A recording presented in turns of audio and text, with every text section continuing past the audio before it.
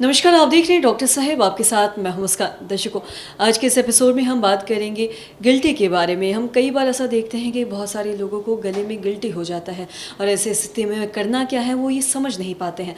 इसी पे खास बातचीत करने के लिए आज हमारे साथ मौजूद है डॉक्टर अमित कुमार। दर्शकों, आपको बता दें कि ENT स्पेशलिस्ट और साथ ही साथ ये बिहार के जाने माने डॉक्टर है। सर नमस्कार, बहुत बहुत स्वागत है आपका। सर, मैं आपसे जानना चाहूँगी, बहुत सारे ऐसे लोग हैं जो गले की गिल्टी से परेशान हैं और ये समझ नहीं पाते कि किस डॉक्टर से जाना है दिखवाने। सबसे पहले तो आप ये बताएं कि अगर किसी को ऐसा होता है तो किस डॉक्टर से दिखाया जाता है, और साथ ही साथ इसका क्या उपाय है अगर किसी को होता है तो। गले में गिल्टी एक आम परेशानी है। गिल्टी बहुत विभिन्न प्रकार का होता है।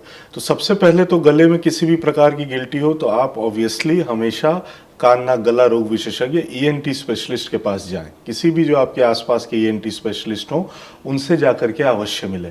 और गले में गिल्टी जब होता है तो लोग सबसे पहले भयाक्रांत हो जाते हैं। मैं भयाक्रांत शब्द ही यूज़ करूँगा कि कैंसर हो गया मुझे। जी नहीं, बिल्कुल ना डरे। हर गले का गिल्टी कैंसर नहीं होता है, ठीक है।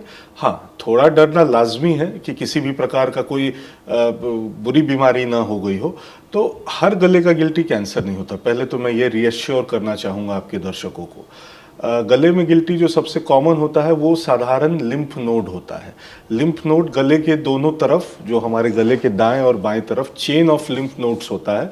लिम्फ नोड थोड़ी छोटी छोटी गिल्टियां होती हैं जो कि नॉर्मल सर्कमस्टांसेस में, नॉर्मल पेशेंट्स में हमें दिखाई नहीं देती या छूने से भी पैल्पेट नहीं होती हैं। वो जब बढ़ जाती हैं किसी भी कारण से तो हम उसको छुप करके महसूस कर पाते हैं।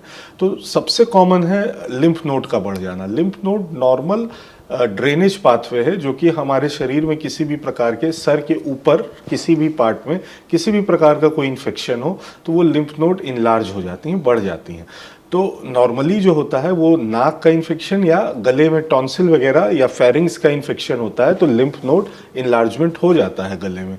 तो वो देख करके लोग डर जाते हैं कि ये गिल्टी है। गिल्टी कम अमूमन बच्चों में जब गिल्टी बढ़ता है क्योंकि उनमें कई तरह के इन्फेक्शन होते रहते हैं, चलता रहता है, तो उसमें बढ़ जाता है तो पेरेंट्स बहुत ज़्यादा परेशान हो जाते हैं कि बच्चे को गिल्टी है, गिल्टी है, गिल्टी है, ये ठीक नहीं हो रहा है। उसके लिए परेशान ना हो। जो साइड में चेन्स के गिल्टी का होता है तुरंत डॉक्टर से संपर्क करें, वो आपको उचित सलाह देंगे कि एग्जैक्टली ये गिल्टी नॉर्मल इन्फेक्शन की वजह से है या किसी और कारण से, जो कि कई बार ये टीबी में भी देखा जाता है इस तरह का गिल्टी। तो ट्यूबरकुलोसिस अगर है तो इस तरह का गिल्टी पाया जाता है। तो उसका इन्वेस्टिगेशन होता है जो करके और उसको हम उचित डायरेक्शन में ले जा सकते हैं। उसके अलावा घेगा होता है थायराइड ग्लैंड में अगर सूजन होती है या दोनों साइड जो थूक की ग्रंथि होती है सबमैंडिबुलर ग्लैंड या दोनों साइड थूक की दूसरी ग्रंथि पैरोटिड ग्लैंड होती है, इनमें अगर सूजन है तो उसका प्रॉपर इन्वेस्टिगेट किया जाता है। अल्ट्रासाउंड और FNAC करके एक निष्कर्ष तक पहुंचा जाता है। डरे नहीं गले की गिल्टी से, तुरंत संपर्क करें।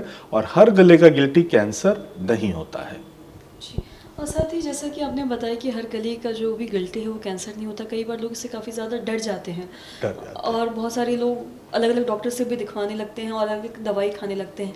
तो अगर इसके हम उपाय के बारे में अगर हम बात करें तो क्या इसका कोई परमानेंट उपाय है? क्या ऐसा भी होता है कि किसी का ठीक होने के बाद वापस हो जाता है? मैडम देखिए, डिपेंड करता है गिल्टी कहाँ का है। जैसे मैंने आपको बोला कि लिम्फ नोड्स अगर हैं तो लिम्फ नोड्स तो नॉर्मल, जैसे वो ड्रेनेज पाथवे है शरीर के किसी भी भाग में, किसी भी नहीं, शरीर के सर के ऊपर वाले भाग में इन्फेक्शन अगर होता है, सर वाले भाग में या गले वाले भाग में, तो वहाँ ड्रेनेज पाथवे में वो सूजन होती है। दवा लेकर के वो उस समय के लिए ठीक होगा, बाद में अगर फिर इन्फेक्शन होगा तो फिर बढ़ सकता है।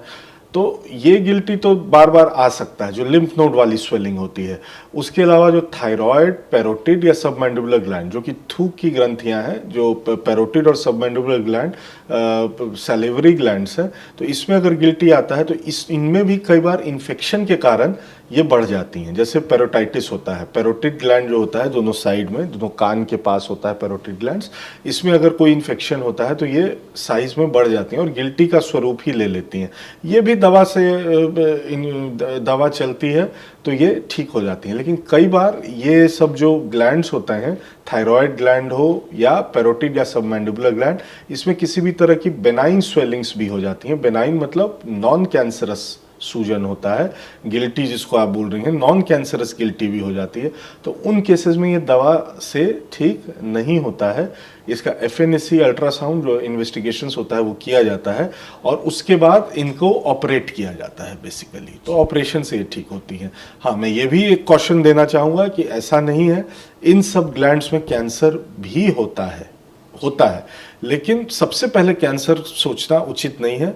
डॉक्टर से मिले, भयाक्रांत ना हो। जी सर, बहुत बहुत शुक्रिया तमाम Thank you. जानकारी देने के लिए। तो आशा करते हैं दर्शकों कि आप ये समझ पाए होंगे कि अगर किसी को गिल्टी होता है तो ऐसी स्थिति में क्या करने की ज़रूरत है और क्या नहीं करने की ज़रूरत है। अगर किसी को गिल्टी होता है तो आप जाके डॉक्टर से कंसल्ट कर सकते हैं।